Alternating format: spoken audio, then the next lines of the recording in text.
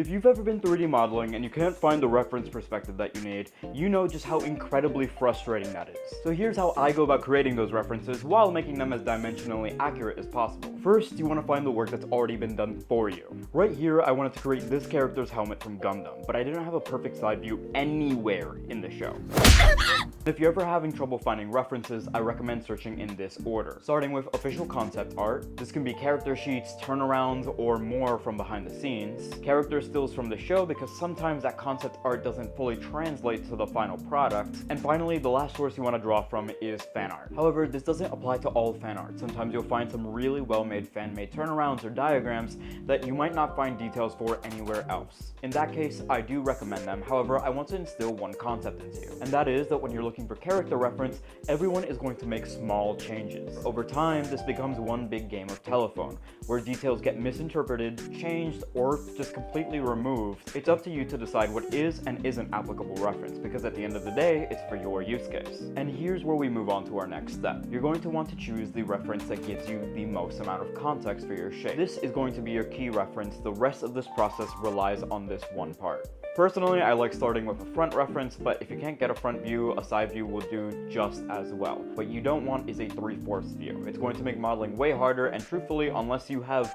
some insane understanding of how views work and you have reference upon reference, which isn't the case if you're here, your final product might come out wonky, and that's the last thing you want. Although there are many ways we can correct in this process later on, I like to think that having a good base is the best way to have a great final product. Just like with 3D printing, no matter how much paint you chuck on later, if you didn't sand down the layer lines, they're going to show through, and it's going to be the exact same for 3D modeling. But as I said, once you have your front reference, what we're going to do next is correct its perspective. We're going to lay down this image, and in either Illustrator or a drawing program, you're going to make sure that the perspective is correct. You're not going to warp this, and what I want you to do is pay attention to what you can see.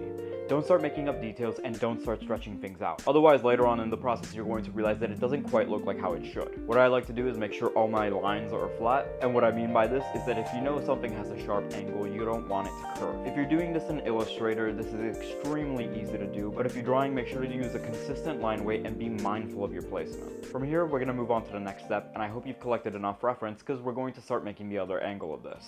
In my case, I was missing a side view. I don't know how I couldn't find a side view, but in the entirety of the show, this helmet is not shown sideways.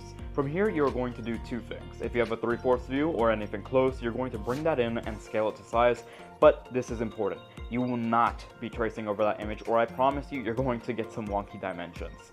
What you're going to do instead is draw reference lines outward from the important parts of your primary reference image to then start drawing things according to actual proportion. The 3/4 view will just be a guide for what's actually there. And remember, with all of this, you're using your intuition in order to fill out details. But they don't have to be perfect, since we can measure and dimension them later in our 3D modeling softwares. In my use case, I don't need top, bottom, or 3/4 views. All I needed was a front and side view, and truthfully, if you have a symmetrical design that isn't complicated in the back or suddenly has a huge overflowing amount of details, you won't have to either. But if you do have something complicated or the design is asymmetrical, all you're going to do is draw your guidelines again. You're going to go perspective by perspective in order to find out what's missing. This process can take its time. Personally, I take about an hour to an hour and a half per perspective that I create, but that's because it takes me a few passes to make sure my view is the way it would be in real life. And once you've found all the reference angles you need, I like to block out my parts. This is helpful for multiple 3D applications, but for my use case specifically, which is cosplay 3D modeling, it is incredibly important to get this done as soon as possible. Dividing your parts out into what will connect and detach is super important to catch early on in the process. This helps inform your modeling decisions and makes it so that you don't have to struggle to find out where I'm going to place a cut, where I'm going to divide this. You don't want to be worrying about those things while you're trying to fix the 7-sided n-gon that you accidentally created. And honestly, it's just kind of a tree. It's really fun to color.